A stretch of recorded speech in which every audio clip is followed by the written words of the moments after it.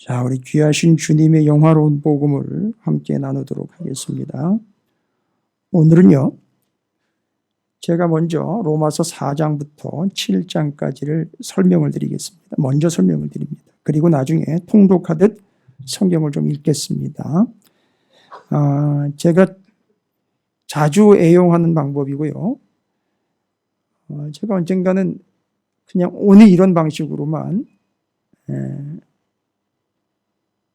바울처럼 혹시 제게 두란노와 같이 섬길 수 있는 기회가 된다면 저는 그곳에서 바로 그러한 때에 그러한 이들과 함께 이제 이렇게 하고 싶어요. 그냥 그렇게 하고 싶어요. 아침에 일어나서 성경을 틀어놓고 지금도 수요일 저녁 예배 오기 직전까지 그냥 계속 틀어놓고 휴대전화가 그냥 뜨거워질 때까지 그냥 내내 틀어놓습니다. 틀어놓고 화장실 갈 때는 잘 안 들리니까 블루투스 스피커에다 연결을 해가지고 방에다 크게 틀어놔요.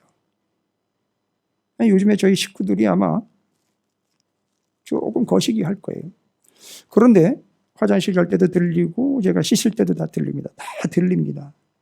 그리고 초집중을 합니다. 그리고 말씀을 준비할 때는 제가 읽었던 본문들을 다시 한번 정리를 하면서 요약을 하고 오늘같이 전해야 될 본문들은 다시 한번 읽고 정리를 하고요. 너무 좋아요, 지금. 정말 행복합니다. 그냥 계속 내내 듣습니다. 틀어놓고 듣고, 잘 직전까지 듣고, 일어나면 또 틀고, 저희 딸아이 등굣길에도 제가 틀어놓고, 그럽니다. 계속 듣습니다. 참 유익한 거거든요. 이게 돼야 정독이 되는 거거든요. 통독, 다독, 그 다음에 정독이 됩니다. 목사들은 말씀을 전해야 하기 때문에 반드시 정독을 해야 합니다. 통독, 다독은 필수고요. 반드시 정독을 해야 잘 전할 수 있습니다. 근데 이게 정독을 가야 되면 바로 통독과 다독이 사전에 충분해야 한다는 거죠. 예. 저는 암송까지는 하지 않습니다. 암송할 시간에 저는 10번을 듣습니다. 그냥 10번을 읽고 까먹으면 또 읽고 또 잊어버리면 또 살펴보고 들추어보고 제 기억으로는 제가 신방을 하든 말씀을 전하든 언제든지 개척식을 초부터 지금까지 똑같은 설교를 단 한 번도 하지 않았다라고 저는 자부를 합니다. 자랑이 아니라 제 기억이 옳다면 아마 저는 똑같은 설교를 단 한 번도 한 적이 없는 것 같아요. 지금 거의 3,000개에 가까운 말씀 영상이 홈페이지와 유튜브에 올라가 있으니까 확인하려고만 하시면 하실 수 있을 거예요. 근데 3,000개 한번 해보세요. 그리고 혹시 제가 누구 걸 카피했는지 좀 이 사람이 이거 진짜 제대로 하는 거 맞아? 전에 있던 교회에서도 그렇고 사람들이 자꾸 담임 목사를 의심하는지 어떤지 모르겠습니다만 이거 카피한 거 아니냐 이래가지고 단어 하나만 치면은 카피한 건지 남의 걸 베낀 건지 안 베낀 건지 쭉 나오는 프로그램까지도 있대요. 그걸 누가 또 만들었는지. 대단해요. 근데 그 시간에 성경을 좀 읽었으면 될 걸. 어쨌든 그런 것들을 검색을 해가지고 돌려보시죠. 한번. 자랑이 아닙니다. 저는 그게 생활이고 삶이에요. 습관이고요. 단 한 번도 똑같은 말씀을 전한 적이 없고 지금까지 누구 걸 베낀 적이 없습니다. 제가 그렇게 질문을 해봤죠. 사도 바울이 만약에 고린도 교회를 갔고 데살로니가 교회를 갔고 로마를 갔을 때에도 똑같은 얘기를 했을까? 아니, 단 동일한 복음을 전했어요. 그런데 그들의 상황이 다르기 때문에 바울은요, 다니기라도 많이 다녔죠. 저는 그냥 한 동네에서 7년 동안 그냥 똑같은 청중들에게 그냥 전하고 있는데 똑같은 걸 단 한 번도 전하지 않는다는 건 정말 쉽지 않은 일이에요. 그래서 저는 서태지보다 제가 낫다고 생각을 해요. 서태지 씨가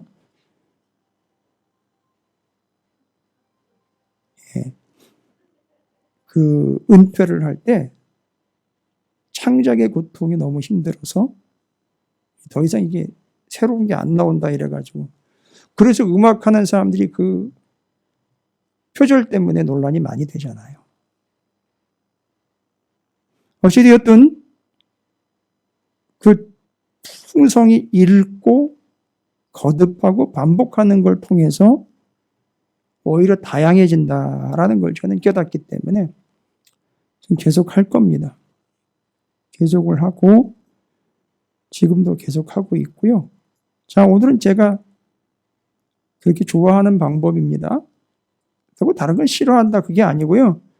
여러분에게 오늘 로마서 이 4장부터 7장까지를 이해하시는 데 있어 또 다를 때 여러분께서 개인적으로 말씀을 연구하시거나 공부하실 때 그런 방법을 좀 써보시고, 지금 제가 이제 가이드를 해드릴 수 있으니까 이 방법을 쓸 수 있어요. 여러분끼리 계실 때는 이건 하지 마십시오. 누군가 제대로 가이드를 해주지 않고 엉뚱한 정보를 들이다 부어주고는 그 다음에 냅다 읽히는 거, 이런 거는 좋지 않습니다. 분명히 가이드를 해줄 수 있는 누군가 있어야 됩니다. 제가 있으니까 여러분 같이 하면 좋을 것 같고요. 그래서 먼저 설명을 좀 드립니다. 잘 들으십시오. 이렇게 하다 보니까 이제 통독원에서 통독 집회를 했던 그 여러 번의 기업들, 또 다른 교회에서 했던 기업들이 자꾸 떠올라서 그때 그 현장감 같은 게 이렇게 느껴지는데 저희 교회에서도 했었어요. 그죠? 통독을 했었는데 설명을 먼저 드리는 거예요. 그래서 그리고 읽어보시면 여러분께서 이게 뭔 얘기, 목사님 무슨 얘기하는 건가 이제 이해를 하실 겁니다. 4장부터 7장까지인데 일단 로마서가 기록되게 된 배경을 좀 설명드릴게요. 로마서를 기록한 것은 고린도입니다. 고린도에 있을 때는 3차 선교 여행이에요. 바울은 3차 선교 여행이 끝나고 예루살렘에서 잡혀서 로마로 압송되어 갑니다. 그러니까 바울이 내용을 아무리 이게 뒤지고 살펴봐도 로마는 가본 적이 없어요. 잡혀서 로마로 압송되어 가기 전에 로마를 가본 적이 없습니다. 그런데 어떻게 로마의 교회가 세워졌느냐? 기적이죠. 근데 어찌됐든 정황은 있을 거 아닙니까? 어떻게 해서 교회가 세워졌느냐? 그 당시에는 지역을 순회하는 선교사들이 있었습니다.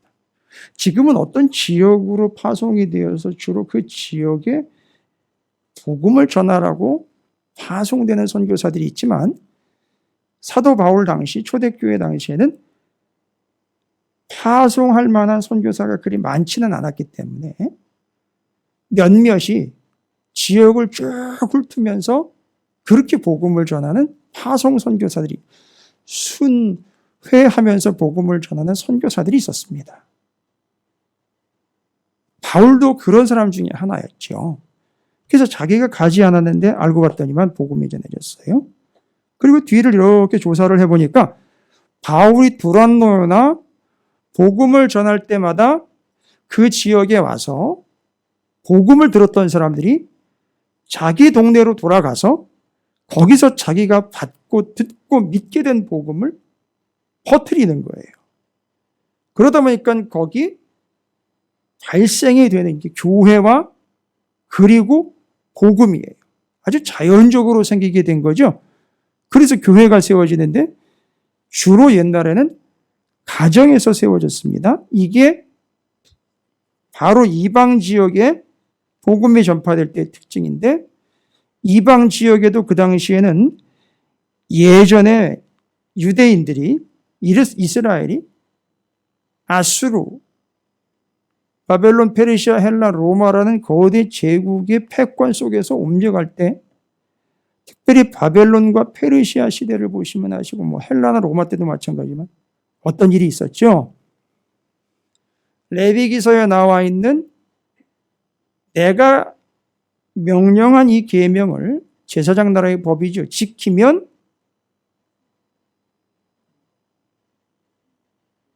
반대요. 안 지키면 3단계지요. 흉년, 수탈, 포로됨이에요.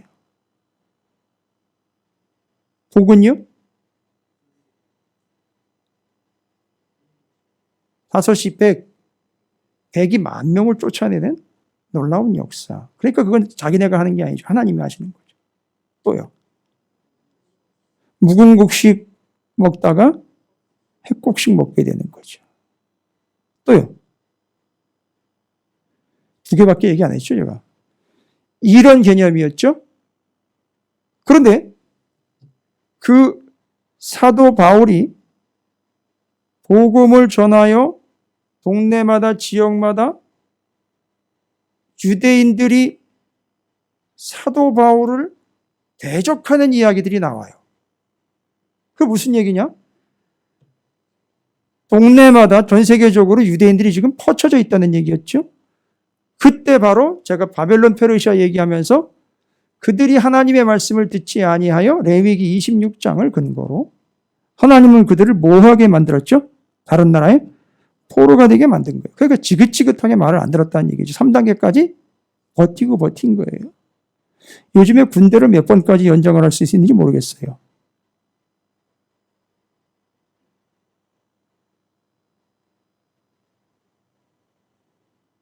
저희 집안에도 아직까지도 군대를 안 간 입영 대상 여자가 하나가 있는데 몇 번까지 연기를 할 수 있는지 모르겠어요. 그런데 3단계까지 간 거예요. 그래서 바벨론의 포로로 끌려갔어요. 그리고 3번에 걸쳐서 돌아왔는데 다 돌아왔느냐? 아니요. 예루살렘이 너무 황폐해져 버리니까 이미 남의 나라 땅에서 자리를 잡고 있었던 유대인들은 거기서 돌아오지 않고 정착을 해버립니다. 지역마다 돌아오지 않고 거기 남아서 정착한 유대인들을 디아스포라 유대인이라고 불러요. 그리고 그들은 거기서 자신들의 입지를 굳혀갑니다. 주로 경제적이고. 그래서 미국의 월스트리트, 수많은 재산가들이 모여있는 그 월스트리트에 유대인들이 어마어마하게 많은 이유가 그들은 옛날부터 자금 운영 능력이 뛰어납니다. 그리고 그 자금을 쥐고 있는 유대인들 때문에 미국이 이스라엘이 뭐를 하면 꼼짝 못하고 들어줄 수밖에 없는 거예요. 지금. 이스라엘이 지금 가자 지구를 폭격을 해가지고선 이슬람 땅에다가 수많은 폭탄을 막 들이부어도 다른 나라에서는 그거는 인종을 학대하는 것이다라고 이야기를 해도 미국은 그걸 지지한대요. 저지해야 될 자들이 지지를 한다고 나오고 있는 거예요. 왜요? 유대인들이 물밑 작업들을 그렇게 하고 있기 때문에 그렇습니다.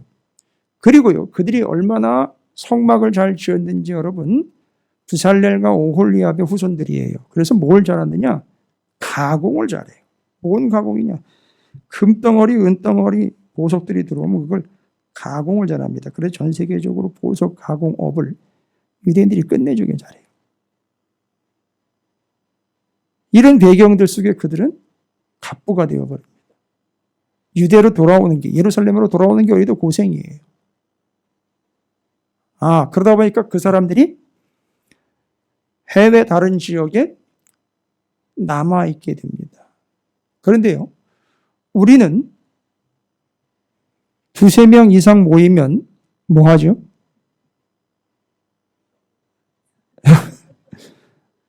우린 2-3명 이상 모이면 남 얘기하죠. 근데 유대인들은 2-3명 이상 모이면 회당을 짓습니다. 그러니까 유대인들이 남아있는 그 지역에는 가는 데마다 다 뭐가 있죠? 회당이 있어요. 바울은 복음을 전할 때 엉뚱한 데 가지 않고 어디를 찾아가요? 회당에 갑니다. 회당에 가서, 그런데 이 회당은요, 뭐는 할 수 있지만 뭐는 못해요.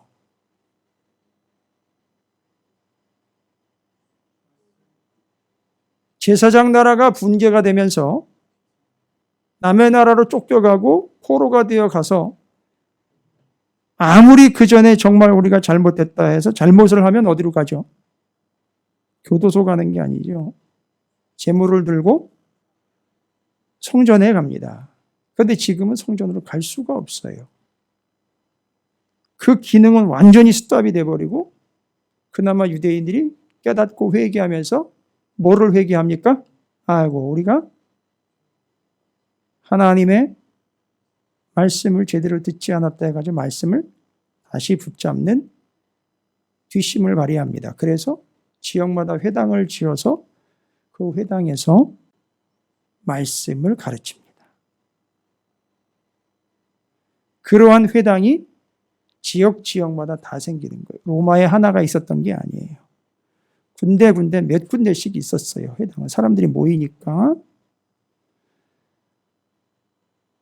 로마로 예외는 아니었습니다.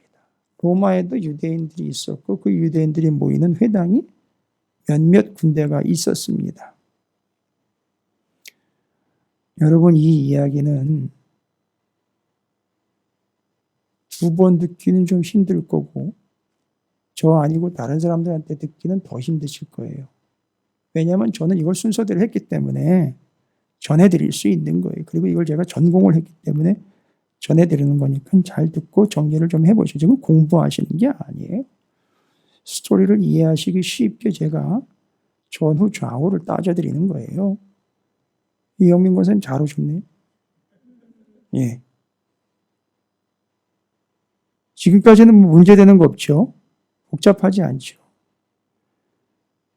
그런데 그 회당 중심부로 모여있던 사람들에게 바울이 아닌 바울에게서 복음을 들은 사람들이 가서 유대인들끼리 모이니까요. 야, 내가 지난번에 에베소 갔더니만 거기 저 바울이라는 사람 알지?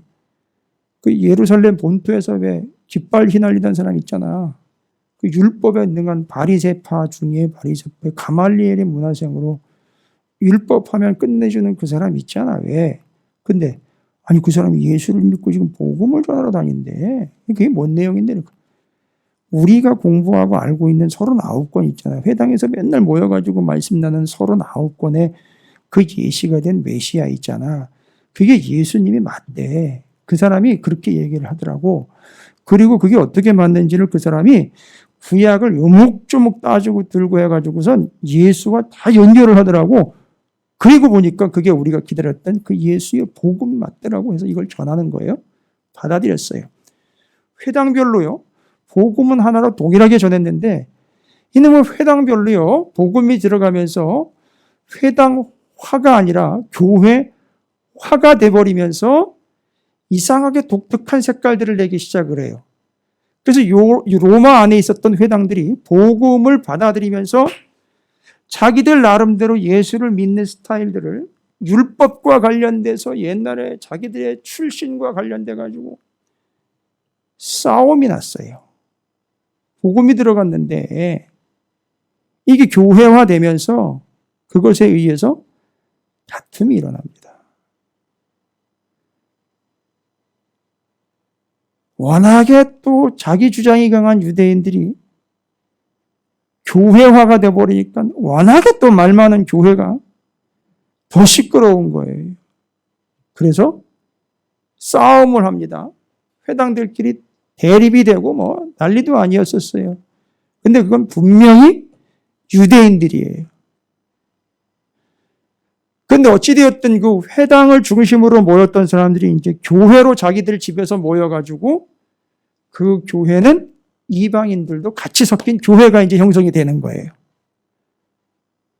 그래서 이제 어떤 일이 발생됐느냐? 교회가 자연스럽게 유대인과 이방인들이 섞인 거예요. 로마인들이 섞여가지고 교회가 형성이 될 거 아니에요. 그죠? 그런데 그 교회 안에 있었던 유대인들이 치고받고 막 싸우는 거죠. 다른 교회의 유대인들과 여기 교회의 유대인들이 서로 자기가 옳으네 뭐 이렇게 싸웠겠죠. 근데 로마 사람이나 이방인들은 안 싸워요. 싸울 이유가 없어요. 근데 희한하게 유대인들은 그 복음 해석에서 차이가 났는지 자기 어떠함을 드러내려고 그러는지 계속 싸우는 거예요. 너무 싸우니까 로마의 그 당시 황제였던 클라우디오라는 황제가 칙령을 내려요. 명령을 내립니다. 로마에서 유대인들 다 나가. 시끄러워서 도저히 못 살겠다. 추방을 해버립니다. 그렇게 추방되어 고린도 교회로 왔던 사람들이 바로 거기서 바울을 만나 아볼로를 만난 사람이 브리스길라 아굴라 부부예요. 그때 그렇게 쫓겨나가지고 거기 가서 그렇게 만난 거였었어요.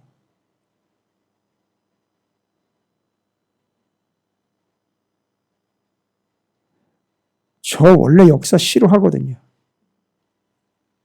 외우는 게 많고. 근데 제가 성경을 쭉 읽으면서는 역사를 싫어하는 게 아니라 이해를 하다 보니까 좋아하는 개념이 아니라 그냥 관심을 갖게 되더라고요. 자, 그러면 글라우디오 황제가 영원히 살 수 없지요. 유대인 추방령을 내렸던 글라우디오 황제가 죽고 나니까 어떤 일이 생길까요? 교회에서 구성원으로 있던 유대인들이 빠져나갔다가 다시 교회로 돌아옵니다.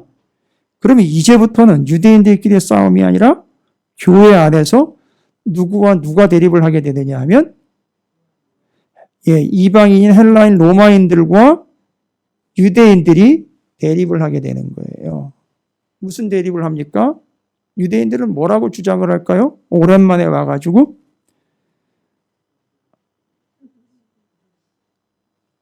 그 구성원 중에 로마인들은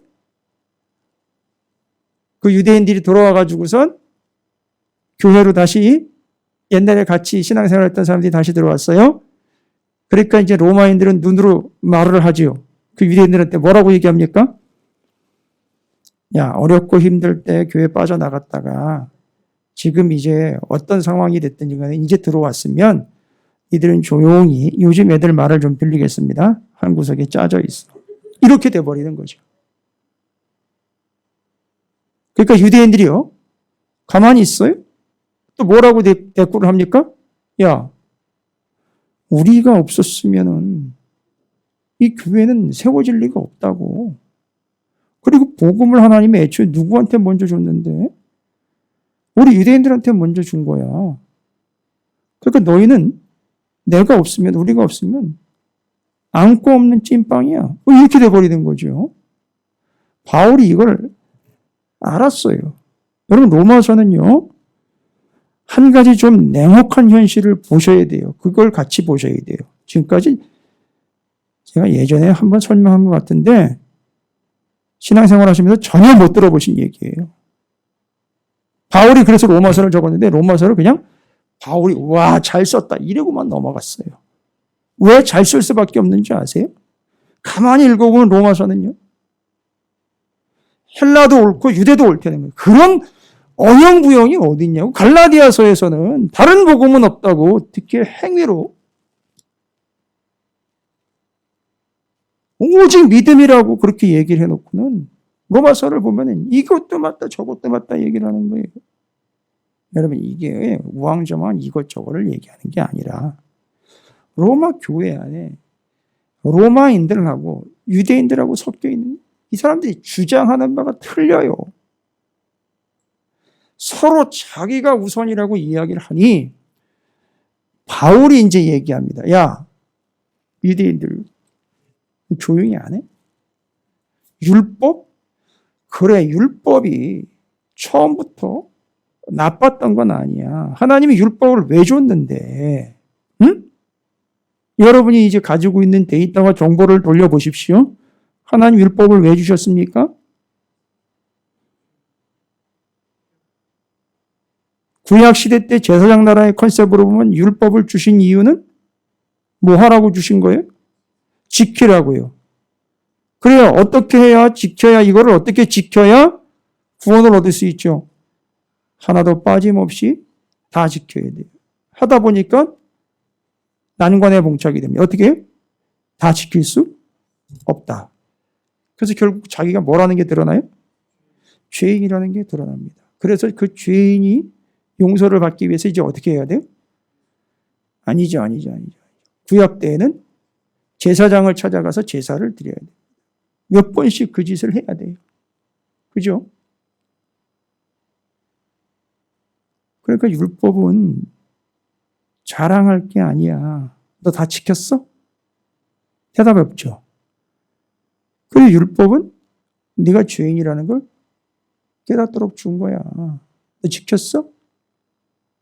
유대인들이 입이 대바로 나와가지고 아무 말도 못해요. 그러니까 옆에 있던 로마인이 와, 거봐라 이 쌤통이다, 잘 됐다 이랬더니만, 야, 너 들어봐. 너 그 율법을 왜 줬다 그랬어? 죄를 깨달으라고. 너 죄 깨달았어? 그러고 보니까 나는 죽일 죄인이네. 그리고 그걸 깨닫고 어떻게 했어? 예수를 믿게 되었죠. 그 예수가 어디서 오셨어? 유다 지파에서 왔지. 너 지금 네 족보에 예수님의 피가 흐르고 있어? 안 흐르고 있어? 안 흐르고 있죠. 그런데도 너는 구원을 얻은 거 아니야? 그렇죠? 그럼 감사한 줄 알아. 조용히 있어. 그걸 은혜라고 그러는 거야. 유대인들이 그런 이상한 짓을 하는 바람에 그 복음이 너희에게로 넘어온 거야. 그래서 은혜로 너희들은 구원을 받은 거야. 따라서 유대인들은 그걸 자랑할 줄 알고, 로마인들은 그렇다고 유대인들을 괄시하며 율법을 무시해서는 안 된다. 왜? 주님은 율법을 폐하러 온 것이 아니라 완성하여 하나님의 나라를 건설하러 오신 거니까, 유대인이든 이방인, 로마인 너희든 모두가 다 죄인이었고, 그 죄인을 하나님의 은혜로 율법을 주셔서 죄를 깨닫고 오라나는 곤고한 자로다 이 사망의 몸에서 누가 나를 건져낼 것인가? 이 질문에 대답하기 위해서 주님이 로마의 형틀인 십자가를 지고 유대인, 로마인 너희 모두를 다 구원하시고 돌아가셨고, 지금은 율법을 지키던 유대인만 구원 얻는 게 아니라 너희에게 보내주신 예수를 믿는 모든 사람들은 다 구원을 얻게 하셨으니 유대인 너희도 할 말 없는 것이고 로마인 너희도 할 말이 없는 것이다. 감히 율법을 나쁘다라고만 이야기해서도 안 되는 것이요. 율법을 100% 자기 소유물인 양 옳다라고 주장하는 것도 그런 행동이다. 따라서 너희는 오직 은혜로 믿음으로 구원을 얻었으니 여기서 더 오버하지 말고 오직 예수 그리스도를 믿는 믿음으로, 그러나 그 말씀 39권이 이야기했던 제사장 나라 율법의 기능과 그것으로 인해 예수 그리스도께서 기록된 그대로 오신 바 예수를 믿고 구원을 얻어야 하며, 율법이 무엇이고 은혜가 무엇이고 복음이 무엇인지는 명확하게 알아야 된다. 그래서 내가 여기다가 똑바로 제대로 처음부터 끝까지 백과사전식으로 모르는 게 없을 정도로 다 적어놨으니까 헛소리, 딴소리, 이상한 소리, 대립되는 소리, 남 욕하는 소리, 누가 어떻고 이렇게 하는 것 말고 제대로 된 복음을 깨달아서 서로를 공격하는 게 아니라 이런 율법의 순기능과 역기능들, 그리고 복음의 의미, 예수 그리스도가 어떤 분인지를 깨달아 교회가 단합이 돼서 든든히 서야 내가 서반하라고 하는데 너희들한테 가서 거기서 나를 파송해 줄 거 아니냐. 이거예요. 그 내용이 로마서를 기록한 배경인 겁니다. 되셨습니까? 그래서 로마서를 읽다 보면 먼저는 유대인에게요, 다음은 헬라인에게도 누구한테 비중을 뒀어요? 유대인이요. 그러나 율법을 다 지킬 수 없기에 유대인 너희들의 전유물이 아니다. 그래서 율법은 오직 우리가 죄인됨을 깨닫고 그 깨달음으로 인해 예수 그리스도를 믿어야 구원을 얻는다는 사실로 귀결. 그래서 유대인이건 로마인이건 예수를 믿어야 한다. 오케이, 로마인들, 유대인들이 교회에서 나간 사이에 교회를 열심히 잘 지켰으니 그도 선한 일이요. 잘했다. 그러나 또 유대인들이 그 복음을 제대로 받아서 그 복음을 근거로 교회가 세워지지 않았다면 너희는 지금도 여전히 우상숭배, 여러분 로마는 우상의 박물관이었습니다. 그리고 그 우상들을 다 인정을 해줬어요. 그 우상 중에 하나로 죽은 목숨이나 갖다 쓸 너희가 유대인들에게 보내주신 복음으로 인해 유다 지파에서 예수 그리스도가 오셨으니 이걸 오히려 더 감사하고 은혜로 여겨야 될 거 아니겠느냐. 그러니까 싸우지 말고 온전한 복음을 위해서 서로 합력하여 선을 이루어라. 이게 배경이 된다고요.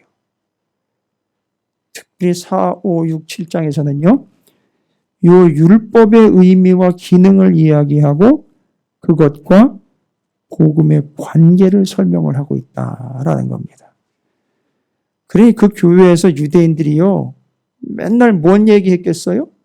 남자들이 모이면 맨날 군대 얘기하듯이 유대인들이 맨날 모여가지고 옛날에 우리가 율법을 얼마나 열심히 지켰는데 이러면서 그걸 자기 자랑거리로 삼았겠죠. 근데 로마인들은요, 일도 흥미가 없어요. 맨날 지 자랑인 거죠. 그 로마인들은 그게 변죽이 상하는 거예요. 맨날 모여가지고 율법 얘기만 하다고 맨날 그걸 지켰다고 그러고 그걸 자랑하고 말이죠. 심지어 어떤 사람은 지금도 내가 그걸 지키고 있다 이런 얘기를 해요. 고민이 되는 거예요, 로마인들은. 아니, 은혜로 구원을 얻는다는데 얘들은 맨날 율법 얘기하네. 고민이 됐고 시끄러웠죠. 그러다 유대인들이 추방당하니까 이게 잘 됐다. 그러나 하나님 다시 돌려보내서 그 안에서 그 복음과 율법의 관계와 복음의 기원과 하나님께서 뜻하신 바가 무엇인지를 이 로마서를 통해서 깨닫게 되는 겁니다. 그럼 이제 여러분께서 로마의 성도가 되셔서 로마서를 읽어보십시오. 율법과 그 복음과의 관계, 그 속에서 드러나는 예수 그리스도와 그 로마 교회 안에 로마인들과 유대인들이 섞여 있는 배경하에서 조심스럽게 양쪽을 다 커버해 주면서 이야기하고 있는 사도 바울의 아주 면밀함, 이런 것들을 발견하실 수 있을 거예요.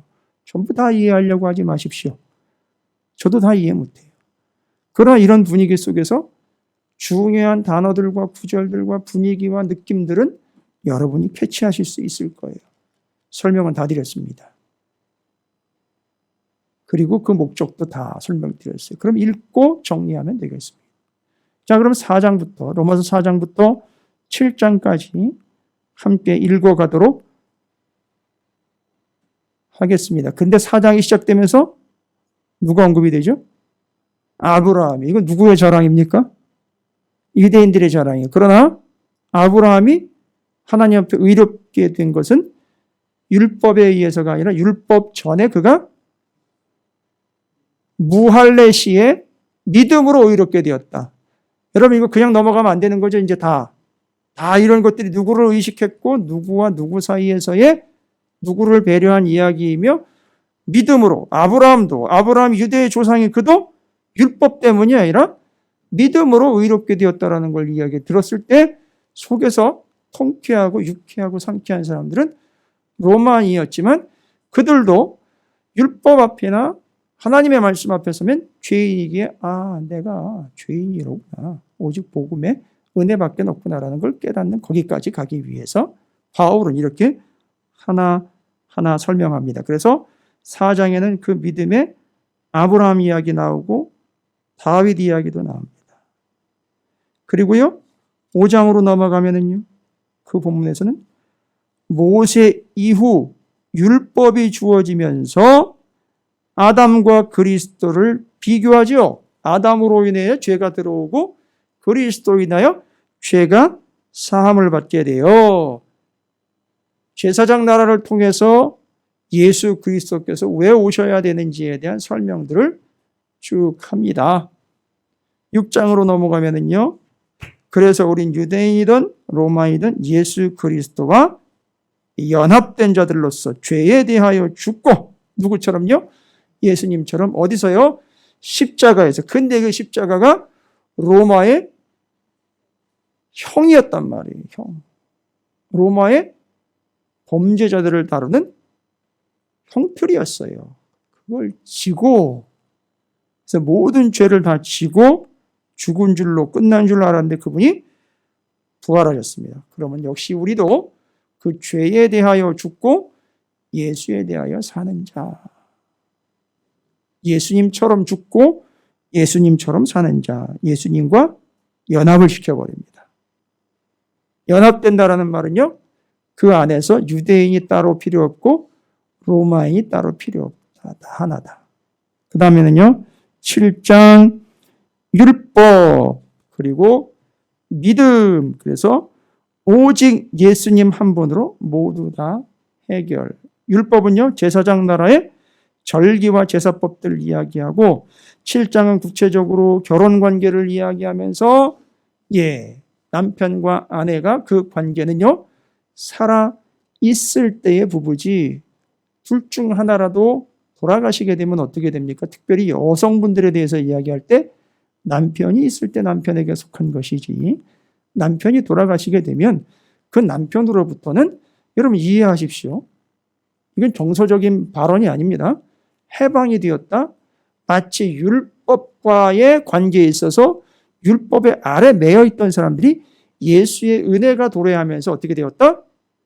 율법으로부터 해방이 되고 예수의 은혜로 구원을 얻게 되는 예수님에게 속한 자가 되어 진정으로 이제는 예수의 신부가 된다. 이거 얘기하는 거죠. 어렵지 않아요. 그러면 4장부터 7장까지 제가 설명드린 그런 내용들로 그 교회의 분위기와 사도 바울이 그걸 의식하면서 적고 있는 내용들에 대해서 한번 이해하시면서 읽어보시기 바라겠습니다. 속도를요, 한 단계만 좀 낮춰 주세요. 그러니까 느리게, 약간 느리게. 너무 느리면 또 안 되니까 우리가 늘 듣던 거 거기에서 한 템포만 느리게 해주세요. 여기 들으실 때, 읽을 때 한 번씩 조금 생각하실 수 있도록. 자, 그러면 우리 간사님 틀어주시면 들으면서 제가 설명드린 내용들을 거기서 발견하시면서 연결해서 이해하시기 바라겠습니다. 자, 읽어갑니다. 틀어주시죠. 로마서 4장. 그런즉 육신으로 우리 조상인 아브라함이 무엇을 얻었다 하리요. 만일 아브라함이 행위로서 의롭다 하심을 받았으면 자랑할 것이 있으려니와 하나님 앞에서는 없느니라. 성경이 무엇을 말하느냐. 아브라함이 하나님을 믿음에 그것이 그에게 의로 여겨진 바 되었느니라. 일하는 자에게는 그 삭시 은혜로 여겨지지 아니하고 보수로 여겨지거니와 이를 아니할지라도 경건하지 아니한 자를 의롭다 하시는 이를 믿는 자에게는 그의 믿음을 의로 여기시나니 일하는 것이 없이 하나님께 의로 여기심을 받는 사람의 복에 대하여 다윗이 말한 바 불법이 사함을 받고 죄가 가려짐을 받는 사람들은 복이 있고 주께서 그 죄를 인정하지 아니하실 사람은 복이 있도다 함과 같으니라. 그런데 이 복이 할례자에게냐 혹은 무할례자에게도냐. 무릇 우리가 말하기를 아브라함에게는 그 믿음이 의로 여겨졌다 하노라. 그런지 그것이 어떻게 여겨졌느냐. 할례시냐 무할례시냐. 할례시가 아니요 무할례시니라. 그가 할례의 표를 받은 것은 무할례시의 믿음으로 된 의를 인친 것이니 이는 무할례자로서 믿는 모든 자의 조상이 되어 그들도 의로 여기심을 얻게 하려 하심이라. 또한 할례자의 조상이 되었나니 곧 할례를 받을 자에게뿐 아니라 우리 조상 아브라함이 무할례시에 가졌던 믿음의 자취를 따르는 자들에게도 그러하니라. 아브라함이나 그 후손에게 세상의 상속자가 되리라고 하신 언약은 율법으로 말미암은 것이 아니요 오직 믿음의 의로 말미암은 것이니라. 만일 율법에 속한 자들이 상속자이면 믿음은 헛것이 되고 약속은 파기되었느니라. 율법은 진노를 이루게 하나니 율법이 없는 곳에는 범법도 없느니라. 그러므로 상속자가 되는 그것이 은혜에 속하기 위하여 믿음으로 되나니 이는 그 약속을 그 모든 후손에게 굳게 하려 하심이라. 율법에 속한 자에게 뿐만 아니라 아브라함의 믿음에 속한 자에게도 그러하니 아브라함은 우리 모든 사람의 조상이라. 기록된 바 내가 너를 많은 민족의 조상으로 세웠다 하심과 같으니 그가 믿은 바 하나님은 죽은 자를 살리시며 없는 것을 있는 것으로 부르시는 이시니라. 아브라함이 바랄 수 없는 중에 바라고 믿었으니 이는 내 후손이 이 같으리라 하신 말씀대로 많은 민족의 조상이 되게 하려 하심이라. 그가 백세나 되어 자기 몸이 죽은 것 같고 사라의 태가 죽은 것 같음을 알고도 믿음이 약하여지지 아니하고 믿음이 없어 하나님의 약속을 의심하지 않고 믿음으로 견고하여져서 하나님께 영광을 돌리며 약속하신 그것을 또한 능히 이루실 줄을 확신하였으니 그러므로 그것이 그에게 의로 여겨졌느니라. 그에게 의로 여겨졌다 기록된 것은 아브라함만 위한 것이 아니요 의로 여기심을 받을 우리도 위함이니 곧 예수 우리 주를 죽은 자 가운데서 살리신 이를 믿는 자니라. 예수는 우리가 범죄한 것 때문에 내줌이 되고 또한 우리를 의롭다 하시기 위하여 살아나셨느니라. 로마서 5장. 그러므로 우리가 믿음으로 의롭다 하심을 받았으니 우리 주 예수 그리스도로 말미암아 하나님과 화평을 누리자. 또한 그로 말미암아 우리가 믿음으로서 있는 이 은혜에 들어감을 얻었으며 하나님의 영광을 바라고 즐거워하느니라. 다만 이뿐 아니라 우리가 환난 중에도 즐거워하나니 이는 환난은 인내를, 인내는 연단을, 연단은 소망을 이루는 줄 알미로다. 소망이 우리를 부끄럽게 하지 아니함은 우리에게 주신 성령으로 말미암아 하나님의 사랑이 우리 마음에 부은 바 됨이니 우리가 아직 연약할 때에 기약대로 그리스도께서 경건하지 않은 자를 위하여 죽으셨도다. 의인을 위하여 죽는 자가 쉽지 않고 선인을 위하여 용감히 죽는 자가 혹이 있거니와 우리가 아직 죄인 되었을 때에 그리스도께서 우리를 위하여 죽으심으로 하나님께서 우리에 대한 자기의 사랑을 확증하셨느니라. 그러면 이제 우리가 그의 피로 말미암아 의롭다 하심을 받았으니 더욱 그로 말미암아 진노하심에서 구원을 받을 것이니 곧 우리가 원수 되었을 때에 그의 아들의 죽으심으로 말미암아 하나님과 화목하게 되었은즉 화목하게 된 자로서는 더욱 그의 살아나심으로 말미암아 구원을 받을 것이니라. 그뿐 아니라 이제 우리를 화목하게 하신 우리 주 예수 그리스도로 말미암아 하나님 안에서 또한 즐거워하느니라. 그러므로 한 사람으로 말미암아 죄가 세상에 들어오고 죄로 말미암아 사망이 들어왔나니 이와 같이 모든 사람이 죄를 지었으므로 사망이 모든 사람에게 이르렀느니라. 죄가 율법이 있기 전에도 세상에 있었으나 율법이 없었을 때에는 죄를 죄로 여기지 아니하였느니라. 그러나 아담으로부터 모세까지 아담의 범죄와 같은 죄를 지지 아니한 자들까지도 사망이 왕으로 타였나니 아담은 오실 자의 모형이라. 그러나 이 은사는 그 범죄와 같이 아니하니 곧 한 사람의 범죄를 인하여 많은 사람이 죽었은즉 더욱 하나님의 은혜와 또한 한 사람 예수 그리스도의 은혜로 말미암은 선물은 많은 사람에게 넘쳤느니라. 또 이 선물은 범죄한 한 사람으로 말미암은 것 같지 아니하니 심판은 한 사람으로 말미암아 정죄에 이르렀으나 은사는 많은 범죄로 말미암아 의롭다 하심의 이름이니라. 한 사람의 범죄로 말미암아 사망이 그 한 사람을 통하여 왕노릇하였은즉 더욱 은혜와 의의 선물을 넘치게 받는 자들은 한 분 예수 그리스도를 통하여 생명 안에서 왕노릇하리로다. 그런즉 한 범죄로 많은 사람이 정죄에 이른 것 같이 한 의로운 행위로 말미암아 많은 사람이 의롭다 하심을 받아 생명에 이르렀느니라. 한 사람이 순종하지 아니함으로 많은 사람이 죄인 된 것 같이 한 사람이 순종하심으로 많은 사람이 의인이 되리라. 율법이 들어온 것은 범죄를 더하게 하려 함이라. 그러나 죄가 더한 것에 은혜가 더욱 넘쳤나니 이는 죄가 사망 안에서 왕노릇한 것 같이 은혜도 또한 의로 말미암아 왕노릇하여 우리 주 예수 그리스도로 말미암아 영생에 이르게 하려 함이라. 로마서 6장. 그런즉 우리가 무슨 말을 하리요? 은혜를 더하게 하려고 죄에 거하겠느냐? 그럴 수 없느니라. 죄에 대하여 죽은 우리가 어찌 그 가운데 더 살리요? 무릇 그리스도 예수와 합하여 세례를 받은 우리는 그의 죽으심과 합하여 세례를 받은 줄을 알지 못하느냐? 그러므로 우리가 그의 죽으심과 합하여 세례를 받음으로 그와 함께 장사되었나니 이는 아버지의 영광으로 말미암아 그리스도를 죽은 자 가운데서 살리심과 같이 우리로 또한 새 생명 가운데서 행하게 하려 함이라. 만일 우리가 그의 죽으심과 같은 모양으로 연합한 자가 되었으면 또한 그의 부활과 같은 모양으로 연합한 자도 되리라. 우리가 알거니와 우리의 옛사람이 예수와 함께 십자가에 못 박힌 것은 죄의 몸이 죽어 다시는 우리가 죄에게 종노릇하지 아니하려 함이니 이는 죽은 자가 죄에서 벗어나 의롭다 하심을 얻었습니다. 만일 우리가 그리스도와 함께 죽었으면 또한 그와 함께 살 줄을 믿노니 이는 그리스도께서 죽은 자 가운데서 살아나셨음에 다시 죽지 아니하시고 사망이 다시 그를 주장하지 못할 줄을 알미로라. 그가 죽으심은 죄에 대하여 단번에 죽으심이요 그가 살아계심은 하나님께 대하여 살아계심이니 이와 같이 너희도 너희 자신을 죄에 대하여는 죽은 자요 그리스도 예수 안에서 하나님께 대하여는 살아있는 자로 여길지어다. 그러므로 너희는 죄가 너희 죽을 몸을 지배하지 못하게 하여 몸의 사욕에 순종하지 말고 또한 너희 지체를 불의의 무기로 죄에게 내주지 말고 오직 너희 자신을 죽은 자 가운데서 다시 살아난 자같이 하나님께 드리며 너희 지체를 의의 무기로 하나님께 드리라. 죄가 너희를 주장하지 못하리니 이는 너희가 법 아래에 있지 아니하고 은혜 아래에 있습니다. 그런즉 어찌하리요? 우리가 법 아래에 있지 아니하고 은혜 아래에 있으니 죄를 지으리요? 그럴 수 없느니라. 너희 자신을 종으로 내주어 누구에게 순종하든지 그 순종함을 받는 자의 종이 되는 줄을 너희가 알지 못하느냐? 혹은 죄의 종으로 사망에 이르고 혹은 순종의 종으로 의에 이르느니라. 하나님께 감사하리로다. 너희가 본래 죄의 종이더니 너희에게 전하여 준 바 교훈의 본을 마음으로 순종하여 죄로부터 해방되어 의에게 종이 되었느니라. 너희 육신이 연약함으로 내가 사람의 예대로 말하노니 전에 너희가 너희 지체를 부정과 불법에 내주어 불법에 이른 것 같이 이제는 너희 지체를 의에게 종으로 내주어 거룩함에 이르라. 너희가 죄의 종이 되었을 때에는 의에 대하여 자유로웠느니라. 너희가 그때 무슨 열매를 얻었느냐? 이제는 너희가 그 일을 부끄러워하나니 이는 그 마지막이 사망임이라. 그러나 이들은 너희가 죄로부터 해방되고 하나님께 종이 되어 거룩함에 이르는 열매를 맺었으니 그 마지막은 영생이라. 죄의 삭은 사망이요 하나님의 은사는 그리스도 예수 우리 주 안에 있는 영생이니라. 로마서 7장. 형제들아 내가 법 아는 자들에게 말하노니 너희는 그 법이 사람이 살 동안만 그를 주관하는 줄 알지 못하느냐. 남편 있는 여인이 그 남편 생전에는 법으로 그에게 매인바 되나 만일 그 남편이 죽으면 남편의 법에서 벗어나느니라. 그러므로 만일 그 남편 생전에 다른 남자에게 가면 음녀라. 그러나 만일 남편이 죽으면 그 법에서 자유롭게 되나니 다른 남자에게 갈지라도 음녀가 되지 아니하느니라. 그러므로 내 형제들아 너희도 그리스도의 몸으로 말미암아 율법에 대하여 죽임을 당하였으니 이는 다른 이 곧 죽은 자 가운데서 살아나신 이에게 가서 우리가 하나님을 위하여 열매를 맺게 하려 합니다. 우리가 육신에 있을 때에는 율법으로 말미암는 죄의 정욕이 우리 지체 중에 역사하여 우리로 사망을 위하여 열매를 맺게 하였더니 이제는 우리가 얽매였던 것에 대하여 죽었으므로 율법에서 벗어났으니 이러므로 우리가 영의 새로운 것으로 섬길 것이요 율법 조문에 묵은 것으로 아니할지니라. 그런즉 우리가 무슨 말 하리요? 율법이 죄냐? 그럴 수 없느니라. 율법으로 말미암지 않고는 내가 죄를 알지 못하였으니 곧 율법이 탐내지 말라 하지 아니하였더라면 내가 탐심을 알지 못하였으리라. 그러나 죄가 기회를 타서 계명으로 말미암아 내 속에서 온갖 탐심을 이루었나니 이는 율법이 없으면 죄가 죽은 것임이라. 전에 율법을 깨달지 못했을 때에는 내가 살았더니 계명이 이름에 죄는 살아나고 나는 죽었도다. 생명에 이르게 할 그 계명이 내게 대하여 도리어 사망에 이르게 하는 것이 되었도다. 죄가 기회를 타서 계명으로 말미암아 나를 속이고 그것으로 나를 죽였는지라. 이로 보건대 율법은 거룩하고 계명도 거룩하고 의로우며 선하도다. 그런즉 선한 것이 내게 사망이 되었느냐? 그럴 수 없느니라. 오직 죄가 죄로 드러나기 위하여 선한 그것으로 말미암아 나를 죽게 만들었으니 이는 계명으로 말미암아 죄로 심히 죄되게 하려 함이라. 우리가 율법은 신령한 줄 알거니와 나는 육신에 속하여 죄 아래에 팔렸도다. 내가 행하는 것을 내가 알지 못하노니 곧 내가 원하는 것을 행하지 아니하고 도리어 미워하는 것을 행함이라.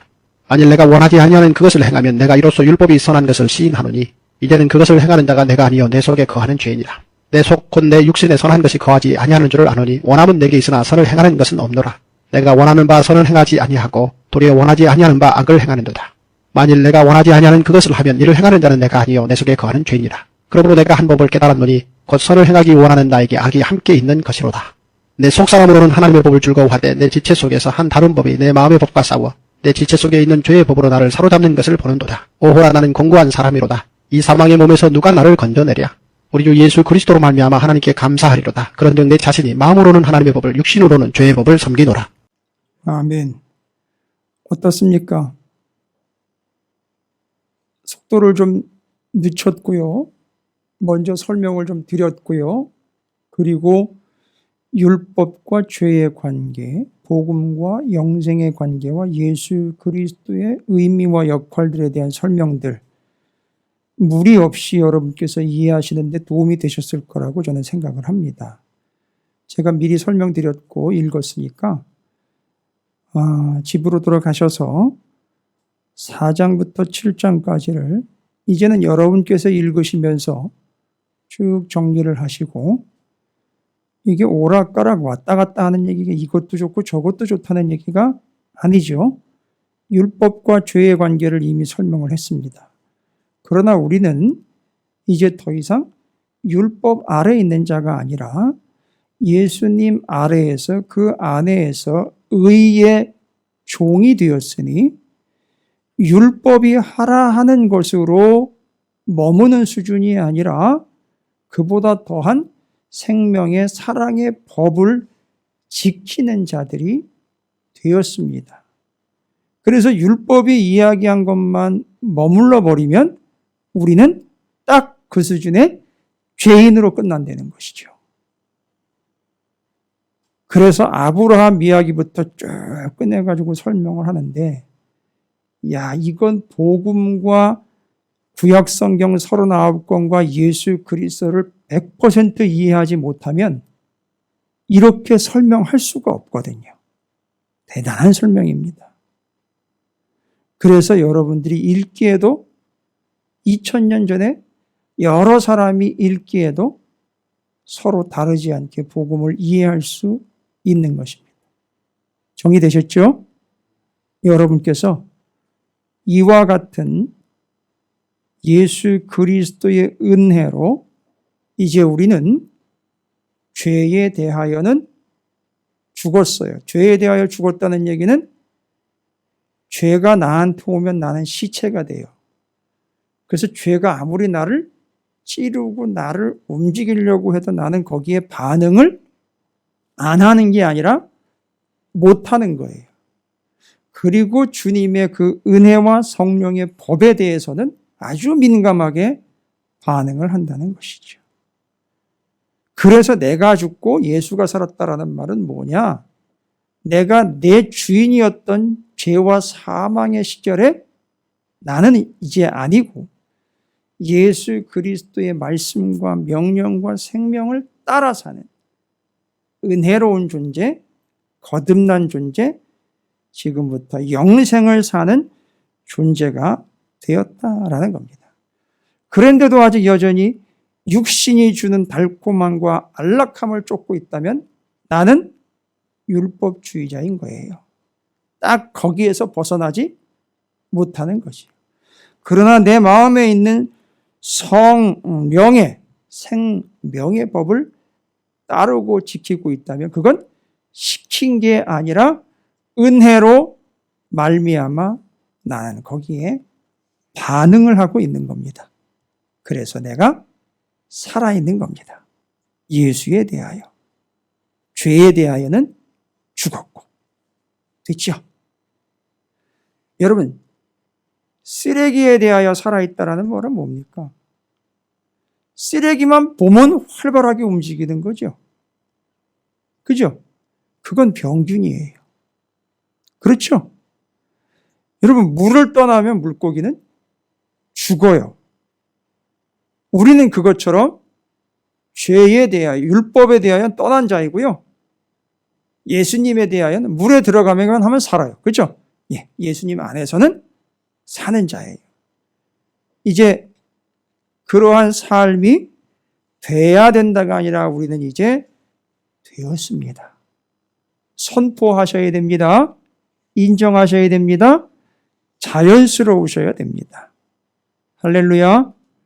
우리가 이 로마서를 이렇게 쉽고 의미 있게 은혜롭게 계속해서 읽어서 로마 교회의 현실을 통한 사도 바울의 복음 선포가 2000년 뒤인 우리에게도 이렇게 의미 있고 이해되고 은혜가 되는 복음이 되시기를 주님의 이름으로 축복합니다.